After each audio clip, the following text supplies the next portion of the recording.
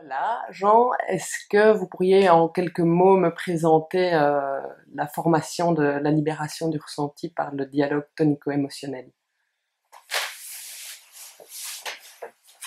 Eh bien, je pense qu'elle est une synthèse de toutes les formations que j'ai traversées moi-même.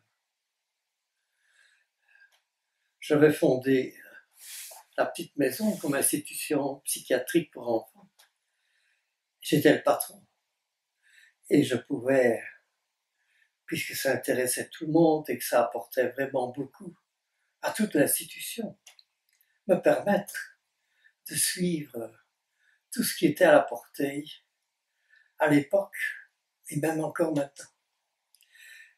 Que ce soit au niveau verbal, émotionnel et même et surtout corporel. Ça a été si loin que je me suis même intéressé au chamanisme pour découvrir que dans le chamanisme, tout ce que nous avions dans les différentes pratiques occidentales, on pouvait le retrouver. Qu'il n'y avait rien donc là de spécial, sauf une articulation spécifique particulière. C'est donc de ça qu'est issue la libération du ressenti. Elle a plusieurs caractéristiques. La première, c'est qu'elle est très scientifique. Elle intègre toutes les théories neurologiques actuelles, toutes les façons de voir présentes, et tâche d'expliquer le fondement de chacune des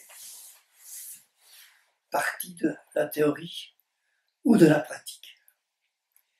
La deuxième caractéristique, c'est son accueil du patient. En termes parfois modernes, on dira la compassion. Il faut le prendre dans le bon sens. Compatir, pâtir, sentir, ressentir avec l'autre. C'est donc de pouvoir ressentir ce que le patient ressent et se pencher sur ce ressenti-là. Pas nécessairement ce dont il se plaint. Si j'ai un patient dépressif parce qu'il lui est arrivé telle ou telle chose, c'est pas tellement le fait qu'il soit dépressif que nous allons aborder, mais qu'il ne sache pas faire autrement.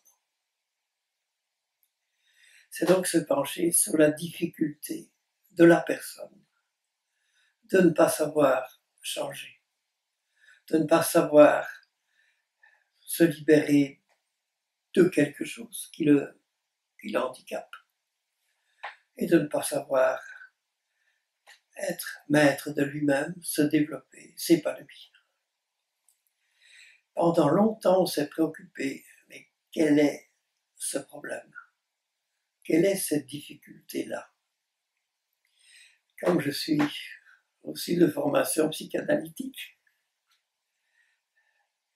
j'étais fort intéressé par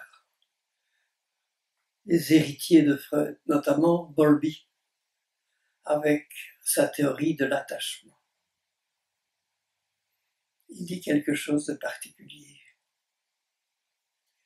C'est que les mammifères, contrairement aux autres genres, aux autres espèces, comme les reptiles, les mammifères protègent leurs jeunes. Ça demande quand même une contrepartie. Pour que le mammifère protège son jeune, il faut qu'il en reçoive un bénéfice, un plaisir. Et donc, Si un petit chat naît, s'il ne pleure pas, il n'est pas maman à venir lui donner à boire. Et s'il ne le fait pas, s'il n'a pas à boire, il va mourir.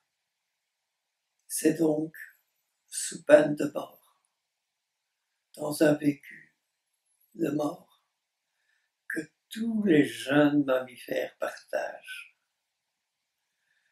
que se passe la naissance. Et s'ils acceptent, s'ils font plaisir aux parents, répondent à leurs désirs, chez nous en tout cas, inconscients chez le parent, s'ils le font, ils se sentent protégés et ils pourront survivre. C'est donc la nécessité de devoir, au départ en tout cas, se conformer à ce désir inconscient. Plus tard, chez nous les humains, nous pourrons nous rendre compte, prendre conscience, avoir conscience de ce conditionnement et nous en libérer. Mais pour cela, il y a une autre dimension dont nous devons tenir compte.